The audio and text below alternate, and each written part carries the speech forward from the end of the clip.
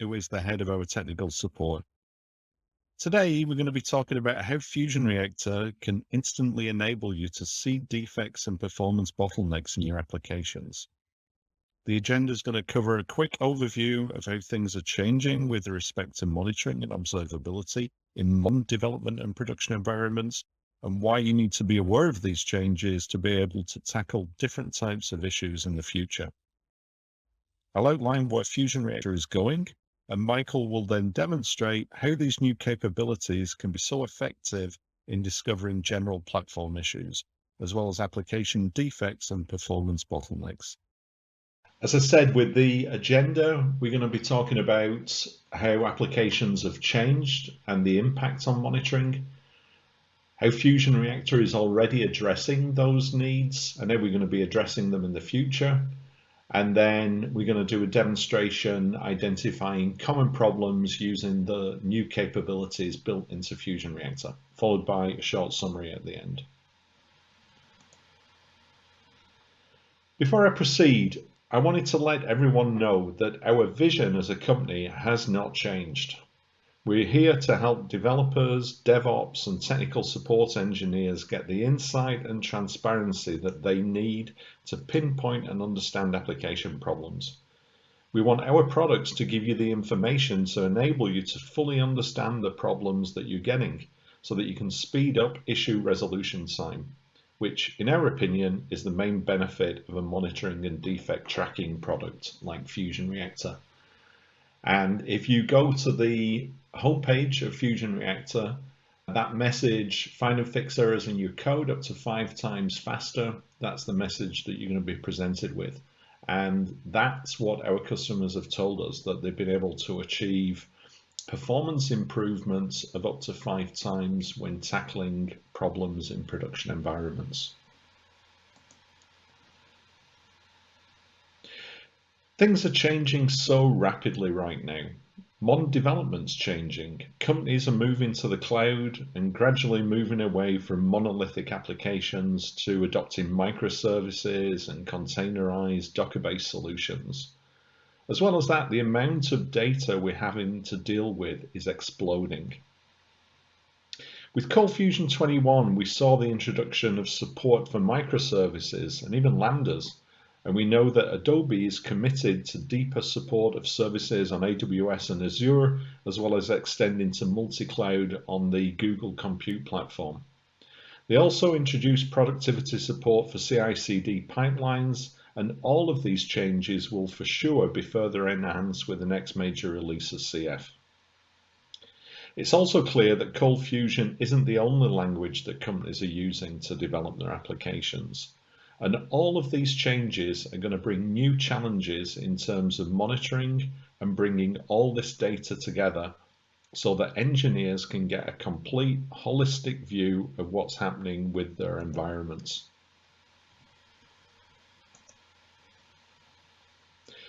There's also a shift taking place in observability. And really, there needs to be, because as system architectures have changed and applications have become more disparate and service-based, the requirements for core monitoring need to align. In order to support these changes, monitoring has embraced the 3 pillars of all observability. And these are broken down into metrics, such as CPU, memory use, transaction times, but also things like messages consumed in Kafka, or disk space used, or even hardware temperature. Then there's logs, which relates to the consumption and analysis of any log data. And then finally, traces. And a trace is essentially the route which something such as a transaction takes when it's being processed in your application. So when someone enters an order on your online store, the details are sent to multiple touch points across your cluster of microservices. Quantities are checked in the warehouse, pull requests are then sent through, credit card details are verified, and financial debit information is sent to your financial institution. Along the way, probably logs will be written to various files, recording the transaction details, and finally the request will complete and a response will be returned to the front end. We need to be able to monitor traces in this way so that we can fully understand the dependencies we have as well as the impact on time, so that we can focus in on potential performance issues. So what can we expect beyond that? It's quite a lot actually, because there's some interesting stuff on the horizon here. AIOps is the acronym for Artificial Intelligence Operations, and this is a buzzword which was basically coined by Gartner and represents an industry category for machine learning and analytics technology. This had to come because the sheer scale of data, manageability, and complexity is simply too much for humans. The idea is to combine machine learning with big data, and the end goal is to receive continuous insights which provide continuous fixes and improvements via automation. This sort of capability is on FusionReactor's roadmap, and we expect to introduce some machine learning capability into the product even by next year. This should enable us to perform intelligent data analysis, which can be used with things like predictive alerting and scaling. Let's take a look at what's coming very soon, and that is the ability to ingest metrics, logs, and traces. This means that we'll be able to, for example, pull in metrics from across dynamic and hybrid infrastructures so that we can aggregate and visualize key information about your environment. We'll be able to automatically parse, ingest, and enrich any type of logs and be able to link those logs to different events, essentially joining the dots for you so you don't have to look for that needle in a haystack. And we're going to use rich visualization components to render complex traces from different data sources. This capability will remove data source boundaries so that you can get an homogeneous image of a complete transaction across different technology. For example, showing a ColdFusion page calling Java, then maybe calling out to a database and returning a result set to Node.js. Even asynchronous calls can also be rendered in this way. For FusionReactor, this will be a game-changing shift, but the shift is necessary in order to support future applications and environments and to deliver the insight necessary when dealing with complex modern environments. We're going to focus on capturing as much data as possible. Our goal is to be able to capture any kind of data which is available on your system. We're going to have APIs able to capture information from whatever tools you're using, as well as capturing your application data in the form of metrics, logs, and traces, and combining this with your own infrastructure data, such as data from microservices, from Kubernetes, from nodes, network, and even hardware metrics. It's so important to capture the data so that we have information to feed into the machine learning components in the future. The more information these systems have, the better the predictive results are going to be. So what do we have right now? We've already moved our entire cloud solution stack to open source components built on Cortex, Loki for log ingest, and Tempo for traces. And we've combined this with brand new Alert Manager. In the cloud, we have already enhanced much of the user interface with Grafana components, and we're going to continue that enhancement in the future. We're supporting the Open Telemetry standard, which will open up the possibility to instrument other technologies such as .NET, Go, JavaScript, PHP, and Python. And finally, this technology stack will allow us to provide the same solution as an on-premise deployment for those customers who definitely don't want to send their data up to the cloud. So I hope that's provided you with a good introduction to where things are going in the monitoring space and how FusionReactor is addressing those changes. Now I'd like to hand over to Michael, who will demonstrate how these new capabilities can be used to tackle performance and stability issues. For the demonstration itself, we will be showing how you can use FusionReactor and FusionReactor's specific observability to identify and pinpoint stability and performance problems from your applications. Now the demo will consist of 6 examples. The first is diagnosing a CF server crash. The second is looking at a slow performing request due to resource bound limitations. The third is to diagnose slow performance due to an external application. The fourth is to debug an error within the ColdFusion code. The fifth is combining this CF data with the bigger picture of your application to get a broader view of everything in your stack. And the final point is to look at how we can alert on issues for rapid solutions to these problems. Now, before we begin, we should first look at the environment itself that we will be running. So the application itself has multiple languages and multiple components. The first thing the user will hit is an Nginx load balancer, and this goes to two duplicated storefronts written in ColdFusion. This will be the UI the user uses. These services will get their data from a central store database. These services will call an order processor, which is written in Java and using an open telemetry agent rather than a FusionReactor agent. This order processor will interact with Kafka to place data into the Kafka bus to be used by another process. This data will be picked up by a shipping processor. So this shop allows people to buy the product and then have that product shipped to them. And the final part of the application is the inventory processor. This is essentially a stock manager that will make sure that nothing runs out of stock. So there are many moving parts, all running in Docker, running multiple languages, FusionReactor, and open telemetry agents. Now the data flow is where this gets slightly more complicated. So you'll see here there are lots of ways to channel data into FusionReactor. Some are coming from FusionReactor itself, others are coming from other agents or exporters. So Promtail is a log shipper, for example. This takes logs from our non-FR processors like Nginx, like our order processors, our shipping processor, our inventory processor, and channels this into the FusionReactor cloud. We also have node exporters, which expose system metrics. We have a Kafka exporter monitoring our Kafka, an Nginx exporter monitoring Nginx, and an SQL exporter monitoring our database. And all of these metrics are collected via a Prometheus agent sending data to the cloud. We also have our OTel collector, which is taking open telemetry data and pushing this into the cloud. So there are several ways here we are getting data into the cloud. Some of them are from our own proprietary systems. Others show how we can ingest data from non-FR sources and combine it with our FusionReactor data so you can see it all in one place.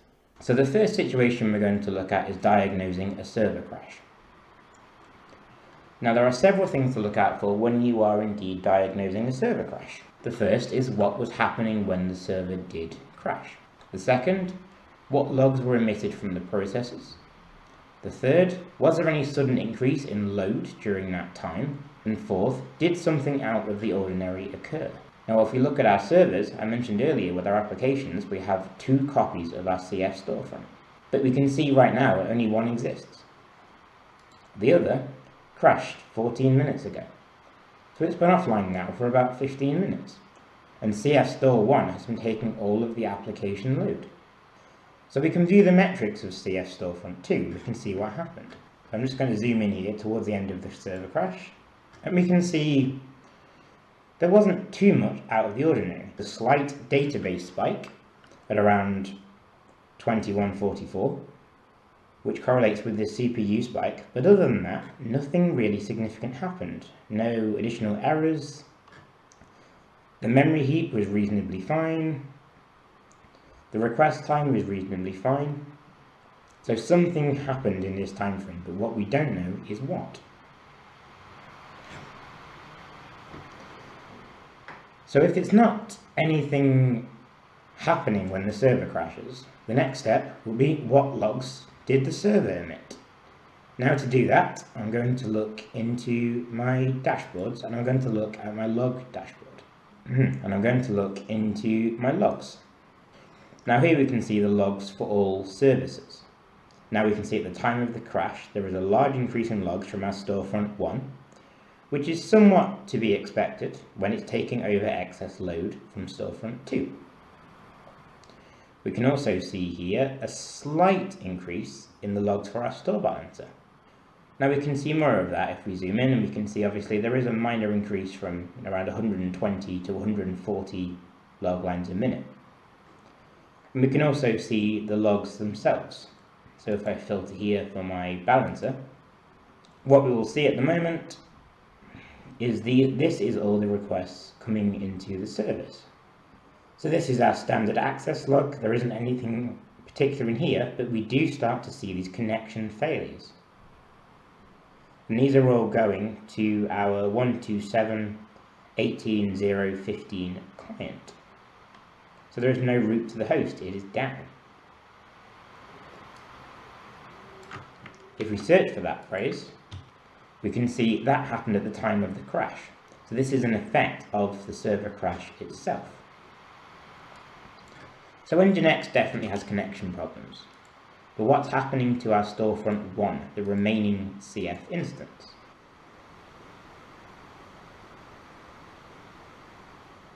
So we saw the logs increase, but what are the logs actually saying? Currently not much. There are errors that we are aware of, that we'll get into further, but it's not particularly struggling to process the load we can see. Everything is, is high, but it's somewhat normal. So there is still a side effect to the crash, but we are still coping with our load balance application. But what happened to CF Store 2? So we can see there was a log spike at around 21.48, 21.50. We can see here already we have a Java heap space error in one of our threads. We can see we have several out of memory errors, and here we can see a log line with exiting process 1 surrounded by these out of memory log lines. So we clearly had an issue with our heap memory at the time of the crash. Some of our requests are very heavy. Now interestingly, we also have this log section just before the out of memory heap space here. Now this particularly comes from one of our reports pages, and this page isn't something that runs very often, but it ran just before we start to see the exiting PID line. So that is possibly an anomaly here. So this is the false thing. Did anything out of the ordinary occur? In this case, yes, we had our reports page run. So what we might want to do now is look at the number of calls that actually cause these out of memory errors. And to do that, we can use our applications and look at the load on the app itself. And for here, I'm going to look at errors, because these are, of course, our out of memory errors. Now, interestingly, reports.cfm isn't here, which could indicate it is indeed the crash, because it never got to the point where it could report its transaction. But we have several other errors, and we see all of the out of memories are actually in our products page. So maybe that's constantly firing these out of memory errors. And we can see there are a couple each minute. But what there isn't here is our reports page. Now if we look for throughput, we can see though, just at the time of the crash, our reports page did indeed run. So this is right when the server crashed. So here we actually have two problems. The first being our products page constantly fires out of memory errors.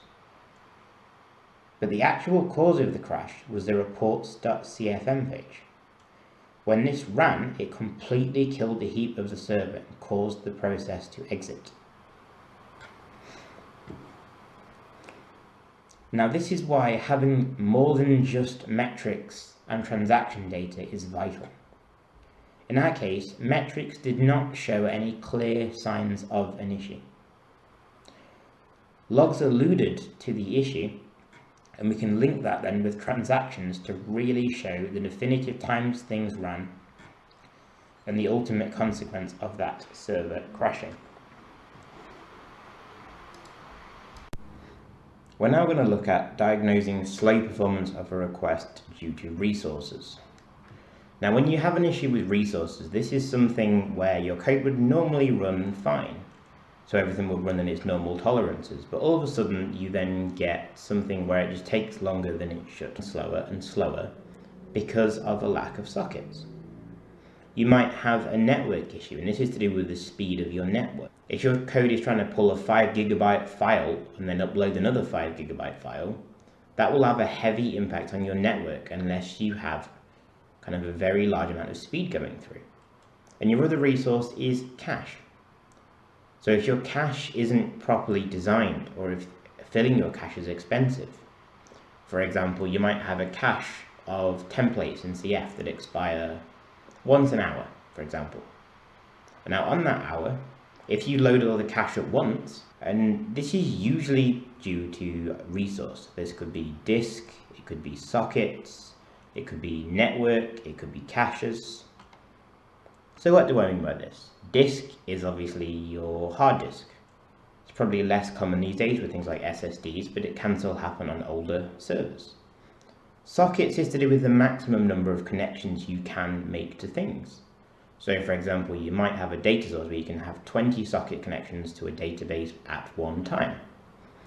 If you have, say, 40 queries, and then you have another 40 and then another 40, you can queue up these database requests so your database gets a very large amount of speed going through.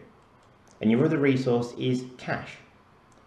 So if your cache isn't properly designed, or if filling your cache is expensive, for example, you might have a cache of templates in CF that expire once an hour, for example. And now on that hour, if you load all the cache at once, all of your templates will disappear, and you have to load each template one by one until they are all back. So often things like staggering the time the cache loads is helpful to alleviate these issues. The trouble is, with spotting these issues, you have to do it with insight into the code itself, and in CF's case, specifically the Java code. This isn't something you could find with your, say, CF tags, for example. You could only find it using the Java underlying code itself, because that is where these I/O issues live. So let's take a look at one of these type of requests. So you can see here, this is my store application, and this is just the CF traffic itself. And we're going to look at how FR can do this with CF transactions. Now you can see I have two main slow transactions here, my products page and my order page, both of which have kind of spikes in request time averaging from anywhere from like 10 to 30 seconds. Now obviously I have more requests going in my application here, but I'm only really interested in things that say take over 5 seconds. And here we're primarily looking at our products page, and this is one that is struggling because of resource. And you'll notice this is the same one with the out of memory error we saw earlier. So in this case it's using resource in terms of memory, but it's also using other resource that we'll see in a minute. Now if we look at the subtransaction of this request, what you will see is this call did a call to product CFM, and it then did a select star from product on the database. But this call itself was 1 millisecond, and the request was 25 seconds. So you need to fill in these gaps. The web request was here, the database was a tiny part of it, but there is really no indication as to why it got stuck, why it took this long. And this is where the profiler comes in. So what this will do is it will give me an idea of where in my code the time was spent.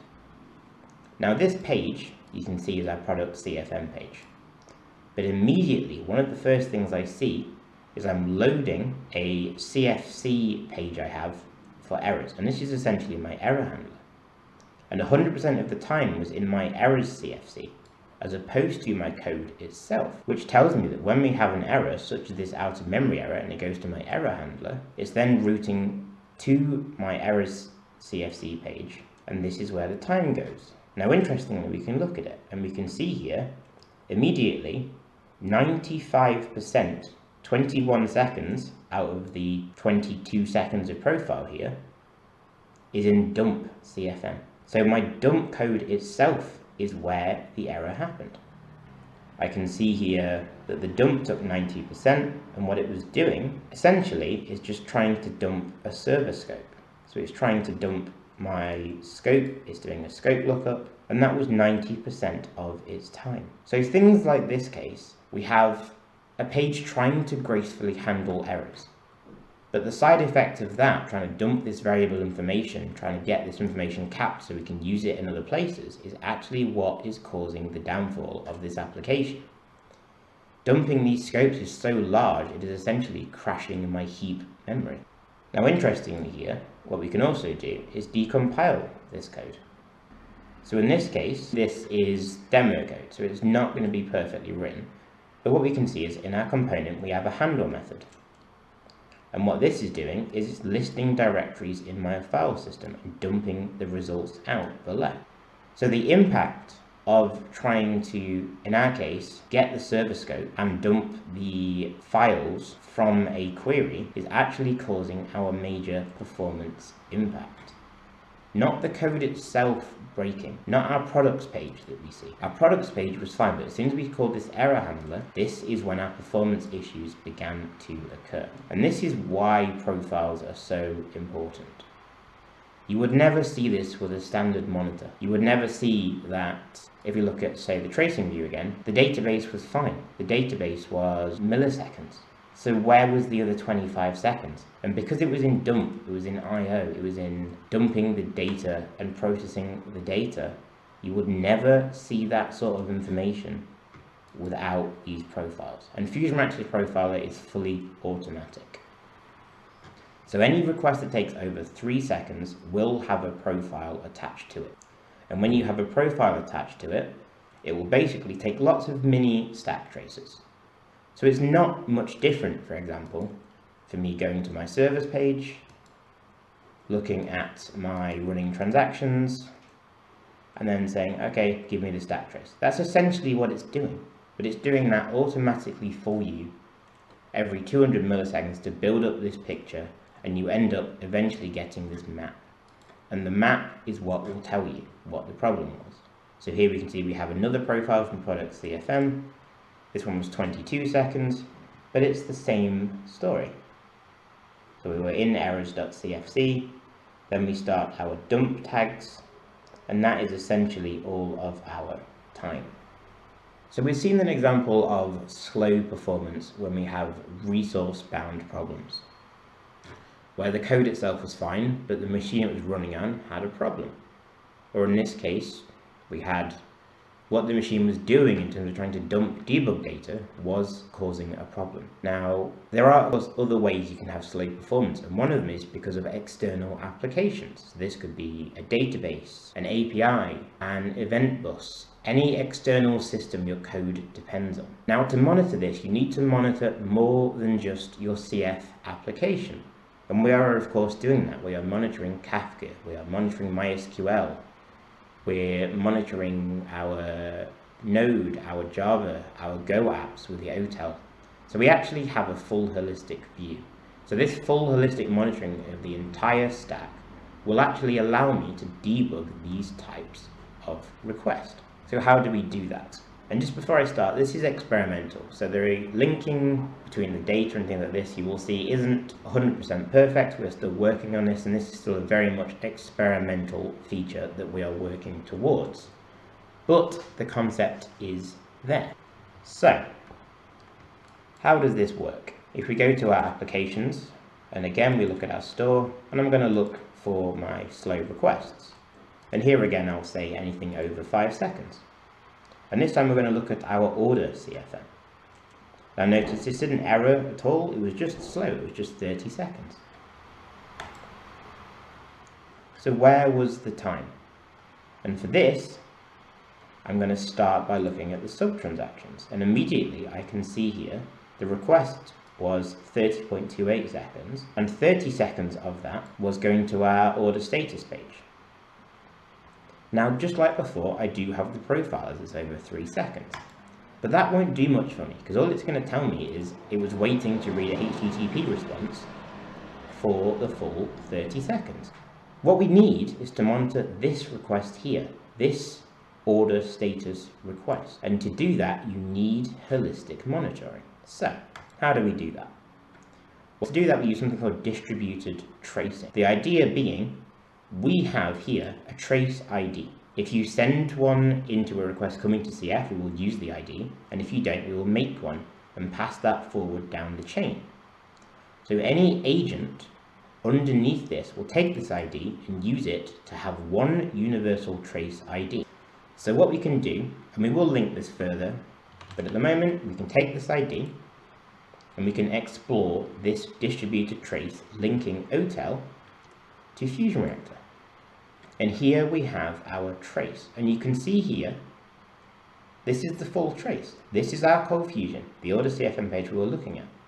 Here is the query from this, but then we can complete it, because here is the order processor tracing, and this is the CF HTTP post we made here, going to our order, and this is the OTel trace itself. And it went to our order processor, which is a Java app. We of course have the metadata, so the architecture, it was running Java 13, things like this. It was running OpenTelemetry agents. And we can also see it then did a getStatus method. And getStatus called a method called getOrderStatus, which then went to our database. Now this query here isn't anything particularly interesting. In this case, it was actually doing a hard-coded 30-second sleep to prove the point of making it slow. But you can see linking these systems together with distributed tracing is really where the power of holistic monitoring comes into play. And I can view this with what they call the node graph. So here I can see my journey. CF order comes in and we do a query. We then do a CF HTTP post request. This goes to our order status Java process, which calls getStatus, which calls getOrderStatus, which goes to our database for 30 seconds. Now in this case, what we can actually see is the problem was the query in the order processor. So CF might appear to be slow. ColdFusion appears to have a 30-second request, but it is because of a query in a Java API down the execution chain. Now distributed tracing goes way beyond this. You can do more than just looking for a specific trace ID. So what I'll do is I'll look for searching traces, and I'll look, for example, for my order processor. Now in this case, I'm just going to look at all traces, so we can see we have several going on here. One of them, for example, starts in buynow.cfm, our buy page. And this is where you really can see multiple combined systems. So someone is on our buy now page and they do a request. This sends a post request to our order processor. This does a series of database requests and then produces to Kafka. And our shipping processor, our Node.js app, takes off Kafka and then from that does some final HTTP requests. In this case, just to a test API here. But we can see we can truly chain these requests together. And here we can see we have a really interesting node graph. We start, for example, in ColdFusion here. Then we move to Java here. And then here, we're now in Node in our shipping processor. And we can do this for all languages. So our order processor, well, actually, I'll start with our ColdFusion. Our ColdFusion, this is obviously FusionReactor data, and these are our traces. The same ones we see in the Cloud UI. So we have some for our add to cart page that don't have any sub-transactions, some for our order page that go to the order processor we just looked at, some to our login page which go to the database. We can look for things in our inventory processor, which is our Go app. And here we can see it doing some API calls, some database calls. And we can look in our shipping processor, which does the Kafka processor. And here it's got some HTTP calls. We can also do, for example, in our order processor, I only want to look at our products.cfm. We can look at our order processor and look, for example, at any traffic going to our order status request. We can also say, oh, only ones over 100 milliseconds, please. Run that query, and then we can filter that way.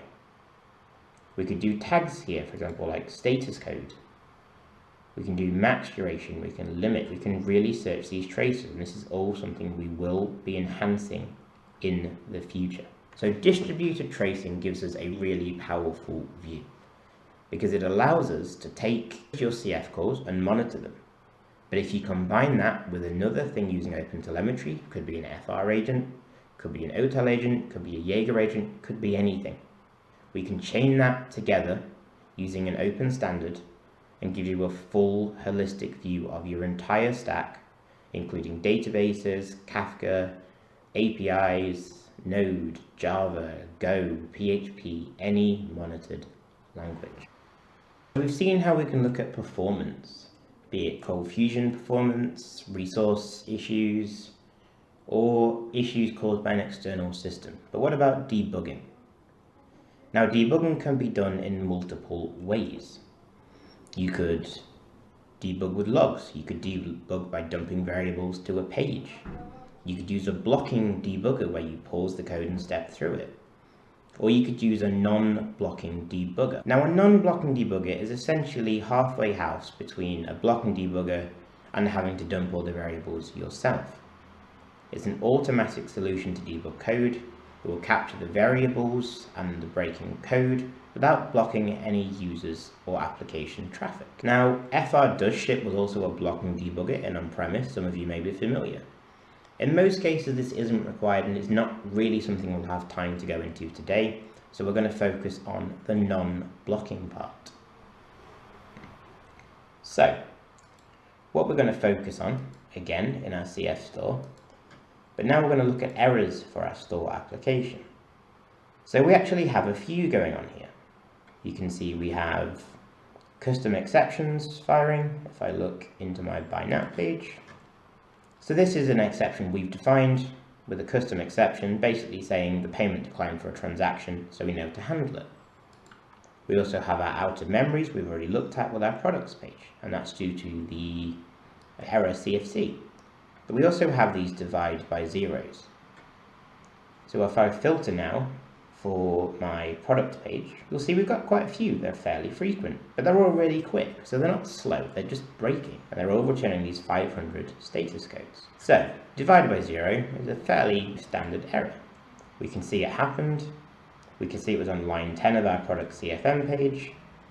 We can of course decompile that page and see the code, and from there we could make a reasonable guess as to the issue. But what we have with our non-blocking debugger is the ability to capture that information, including the variables and the code and the full stack trace, automatically. And this event snapshot will happen for any recurring error that's happened twice.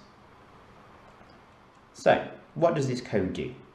In summary, it will run a query against our DB to get a product and the inventory record for that product. It takes some of those product fields and sets them to a variable, and it will then check if the quantity remaining is less than 5% of the total ordered, and just display a message saying we have limited stock available.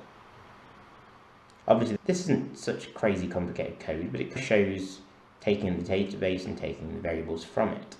We have our full stack and our call stack. In this case, we're right at the top of the stack where the error happens, so that's no issue at all. We have here all of our scopes. So we have our application scope, we've got our server scope, request, HTTP, all of those, and we have our local variable scope. Now here we can see the execution time with only a 2 millisecond query.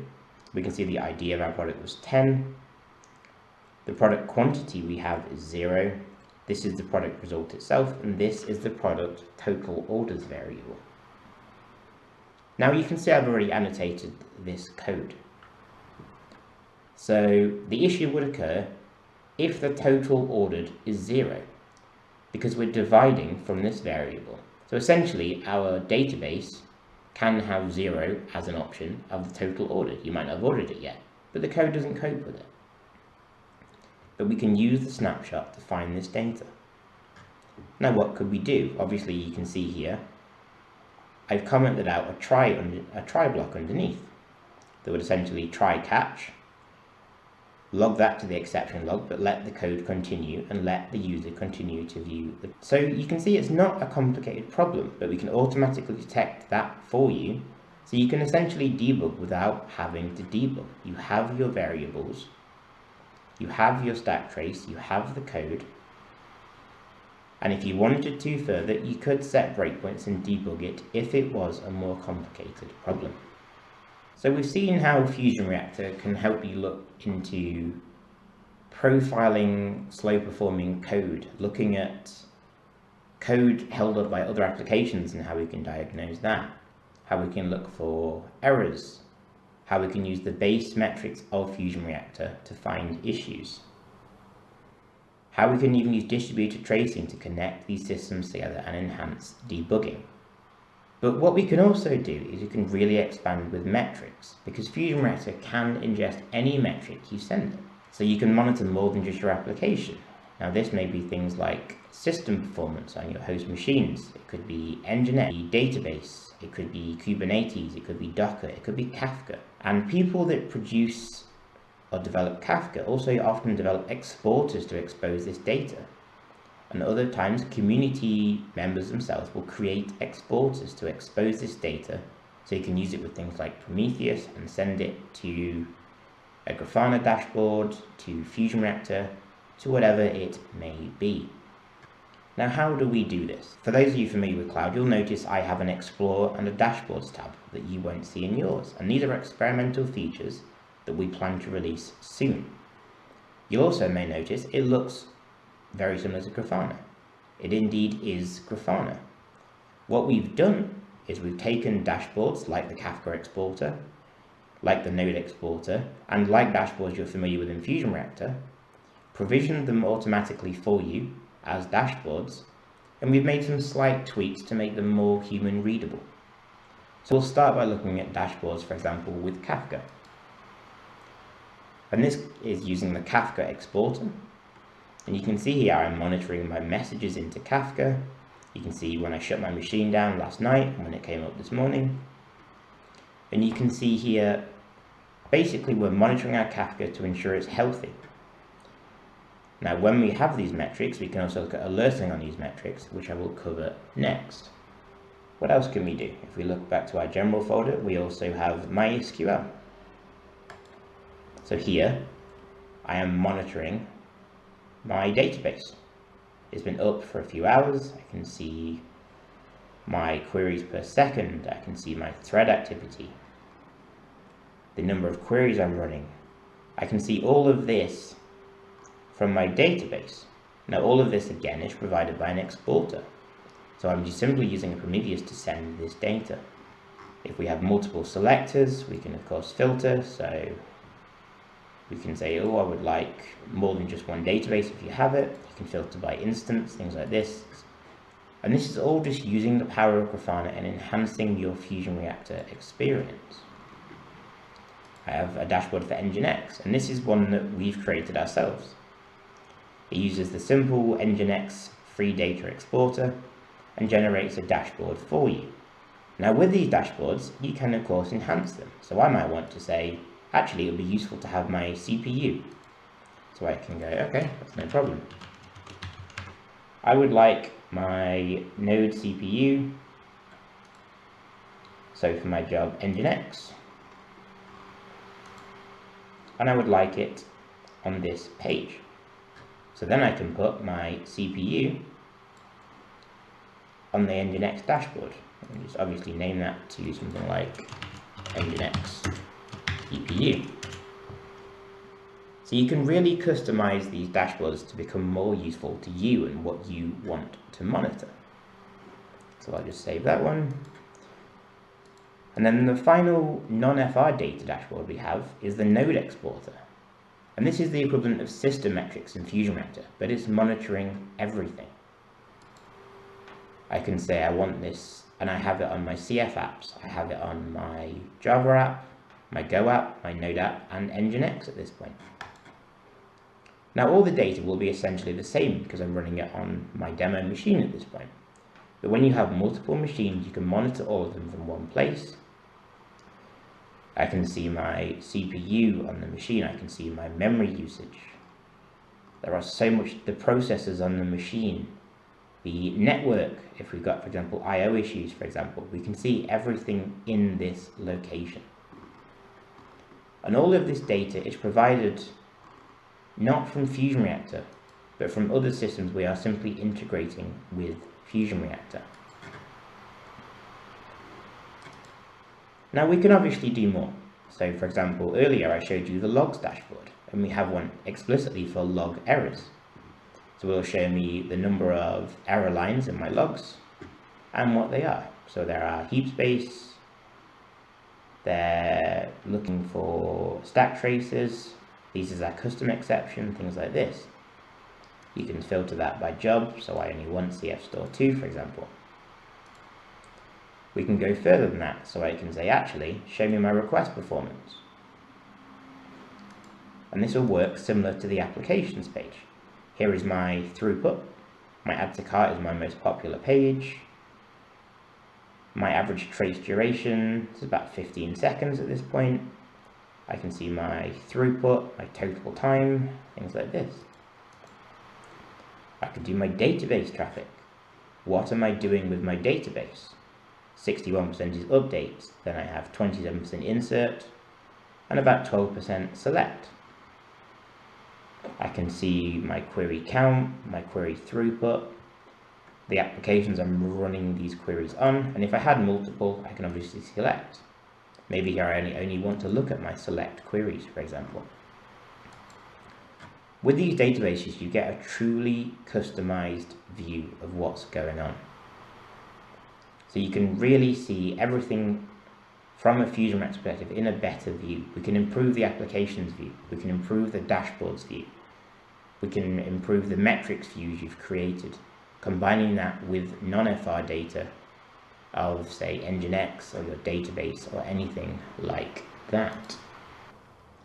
So with this demo, we've seen how you can fix application issues when they occur with FusionReactor, either using deep dive data like profiles or holistic things like distributed tracing and distributed metric. The problem is, this only works when the issues are reported to you.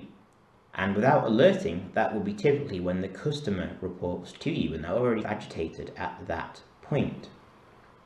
So knowing an issue is happening is extremely helpful, and you can do this through alerting earlier so that you have a problem.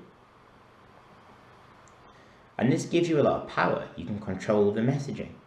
If you have a server down, but you can tell them the server is down, they won't be so annoyed, for example.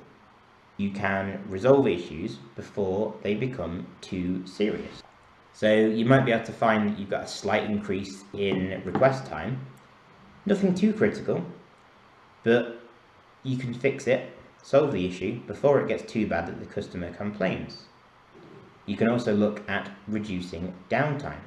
So you want less downtime, you want less customer complaints, and all of this you can do through a combination of dashboards and alerting. Using these two things, we have massively increased the stability and the performance of the cloud over the last 6 months, because we can truly see this data.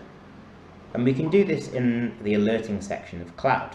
So you have your subscriptions, which are, email, Slack, webhook, anything like this. And we have checks.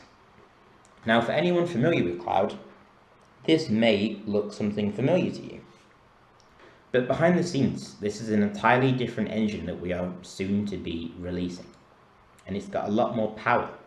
What we can do is set alerts on any metric, and we've also refined the UI to be slightly easier. This is an example of an Nginx throughput check. So I can say if my Nginx active connections at any time drop below 5, for example, I need to know because something isn't quite right. My application isn't performing as I would expect. You can give it a summary and a runbook if you want to tell the engineer what the alert means and how to deal with it. You can specify labels, so this is only happening for my Nginx metrics, and I want it to go to Slack. I can also add FusionReactor specific metrics, similar to what we currently have. So I could do request time greater than 5 seconds, for example. So to do that, I would select my metric, and here we can say, for example, my transaction time. So I can say historic transaction time. We can see here it's ranging, there's obviously a lot of variation depending on the page, but I can say, okay, what I want to do is say alert me anything over, let's say, the 1 second point, which anything over this line would then alert. If I want, I can be very specific about this. So I can say, I only actually want to do this a web request right now, and that will filter out just for your web request data. I can also say, do that for example, CF Store 2, but not CF Store 1 if I wanted, or I could select both. But with this new engine, I can alert on any metric. This could be from FusionReactor, from Nginx, from Node, from anything. So here we have an Nginx one, and we have a request time one. I could do it on, as a final one, for example, Kafka lag. And then I look for my Kafka metrics, I look for my Kafka lag, and I can see it never really goes above 1. If it is ever greater than, say, 5, which it should really never hit, and it's been doing this for, say, 5 minutes, so it's not yet had a chance to recover, for any consumer group, for any job right now, I can say, alright, I need to know, and I can send that to Slack. So this would warn me, my application is starting to stutter. My Kafka lag is going up, so something isn't quite clearing. Or my throughput of Nginx is gone down, so maybe something has gone wrong with my routing. Or my request time is creeping above 5 seconds. So all of this with alerting will tell me there's a problem before it gets too serious. Then I can go to my dashboard and say, oh, I have Kafka lag. Okay. What's lagging? Then I can go, oh, okay, it appears to be, for example, my store topic, and then I can fix that topic. And that concludes the demo. So I'm now going to hand back to Dave. Thanks, Michael. That was a great demonstration. So just to summarize, I hope we've shown how monitoring is changing and how FusionReactor is well on the road to being able to support those changes. FusionReactor will show you when, where, and why your applications have issues. It's extremely low overhead, it's easy to install, we've got a 14-day trial, and pricing starts from just $19 a month for the developer edition and $79 a month for FusionReactor Ultimate, which Michael has been demonstrating with today. The cloud version is the same price as the on-premise, and the cloud includes the on-premise UI. Finally, here are some resources you may be interested in, and you can find links to everything on our website at fusion-reactor.com. Thank you, and I look forward to any questions you may have.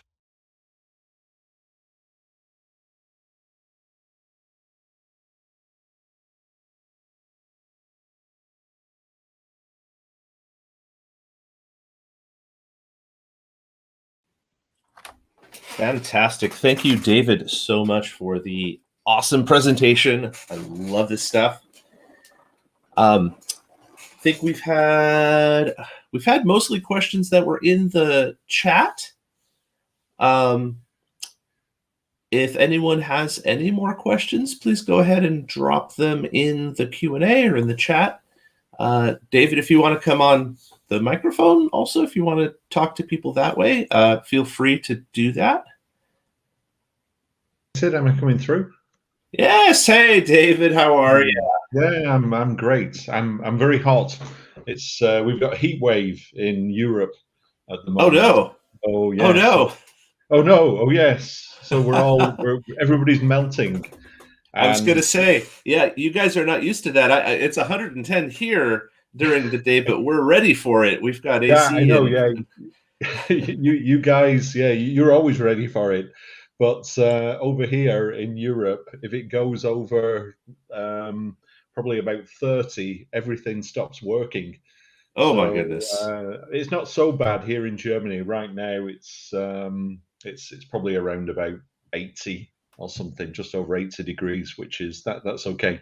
But in the UK, they've had record temperatures, and all the tarmac at Heathrow at the airport started to melt. Wow. Things Oh my like goodness. instantly combusted and set on fire. You know, people collapsing everywhere. I mean, the Brits are not, you know, we're used to rain. We're not used Right. to, you know, that something, that ball in the sky is not really what we're, what we're expecting. But Oh my goodness. yeah, Oh I my know you. goodness. I'm seeing in Phoenix, it's whatever 200 degrees every day in winter, and It is. It's a yeah, dry heat, though, as they like to say. yeah, and that is. I mean, it's been dry here as well, so it's Oh, not good. really, you know, it's not really humid, but yeah, it's been crazy hot, which sort of hopefully tells everybody, you know, you need to be warned. If temperatures It's go up, coming. it's Yeah. coming. Go buy a lot of tank tops. It's going to be warm for. Yeah, it's going to be warm. Yeah, exactly. Yeah. Oh my goodness. So obviously we're seeing lots of temperatures coming in from all over the world, which is quite interesting. But no, so did any questions about Fusion Reactor? Anything you know, that you've seen today? Obviously, like Michael said, some of this stuff, I mean, it's all running. So what we showed you, none of it was fake. It's all basically, it's all real Fusion Reactor. We've just not released it all yet.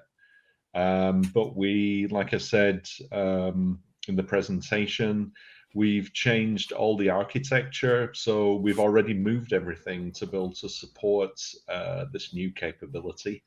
And where we're moving towards is being able to just analyzing your application stack and then delivering you the views and the graphs and the data that we think you're going to need in order to get the most insight out of your application. That's really our goal out of this. Just make it easy for you. And I'm sure that there's folks out there who've used Grafana, and Grafana's great, but sometimes sort of knitting it all together can be a challenge. And that's where we want to take the work away and just make it easy. Now, I might have missed it during your talk. Is there a timeline for all this awesome, amazing new stuff to come in? Awesomeness. Yeah. The first phase of this will be that we will release support for logging, and we're looking at doing that for Fusion Reactor 9, and target is early Q4. Early Q4, very cool. A lot for people to be excited about. You guys just keep on bringing the amazing features. I love it. It's so cool that I mean, just every time I think I've seen everything from Fusion Reactor, something new comes in, and I'm like constantly wowed by it. So keep it up. Thank you. Yeah, thanks for the kind words. And yeah, I mean, that's our goal. That's our mission, is to keep coming up with stuff and essentially make developers' lives easier. I mean, we're a very developer-centric company. We started with CF back in 1997, and we sort of built Fusion Reactor because CF was such a black box. I mean, Yeah. you know, this was back in the day. This was back in the JRun day, obviously. Of course. CF2, CF3 is where we started. But you know, we've never looked back. And I mean, the future with the product, obviously, we're extending to support other technologies, but I think everybody is, you know, and you know, we all know CF's great and it's an amazing technology, but usually people have other things in their solution stack. you know, whether it's other database technologies or messaging queues, or they're using Kubernetes or Docker. And Yeah. you know, we really need to, you know, in order to spot anomalies, spot problems in these more complex architectures, you need to pull all the data together. And you know, that's becoming more and more important, and that's why we're doing this. For sure. So I do see a question. Jim Rathburn asks whether you provide nonprofit pricing for your products. Yeah, we can do. If you just write into support, then you know, we're happy to give you a break if you're a nonprofit. We also do that for education as well. Fantastic, fantastic. Well, we have one last very important thing that we need to do before bidding you adieu, and that is we've got some prizes to give away. So I know you were asking about the prizes earlier in our presenter chat. Okay, so take it away. So I've spotted, so two people sort of stood out. Jim Rathburn, he spotted that we use Grafana even before we told anybody that we use Grafana. So that's very cool. But also Susan Kennedy, who mentioned that she tried 3 times to get in. I think she deserves a gold medal for persistence in trying to get into my presentation, or mine and Mikey's presentation, because it was a joint thing. But yeah, if you could split the prize between Jim and Susan, that'd be great. Fantastic. So Jim and Susan will be in touch to try and get your information. I'm going to pop us over to the outro here. So we've got a few things here. We've got a poll. Please let us know how David did. These are very important for speakers. They really help them hone their craft and make sure they know that they did well. And also on the right-hand side, we've got a few links. If you were watching the video, which of course you were, he had a few links in the video there at the end, and I've transferred them here for your ease of use. So you can start a free trial, check out their YouTube channel, and also look at custom reviews of FusionReactor. Thank you so much. You've been wonderful, David. It's been great having you here. Thank you all for coming in and watching Instantly See Defects and Performance Bottlenecks with FusionReactor APM. And stay tuned. In just about half an hour, we will be having Ray Camden talking about enhancing your web pages with Alpine.js. Thanks again, David. Okay, thanks a lot. Yeah, thank you. Bye.